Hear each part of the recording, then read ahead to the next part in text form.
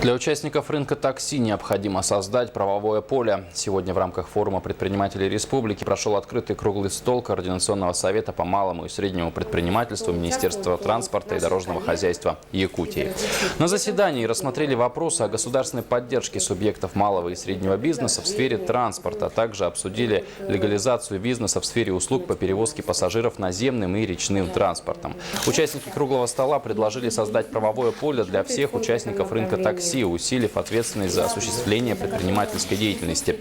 Отметим, что основной проблемой субъектов малого и среднего предпринимательства, оказывающих услуги в сфере речных пассажирских перевозок, являются нелегальные пассажирские перевозки. Соответствующие органы разработан план контрольно-надзорных мероприятий по активизации надзора за соблюдением законодательства.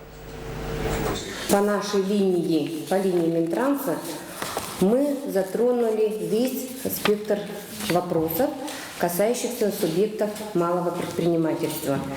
И с участием надзорных органов, которые непосредственно участвуют и реализуют свои функции и мероприятия, в основном касающихся нелегальных перевозчиков, именно у субъектов малого предпринимательства в транспортной отрасли.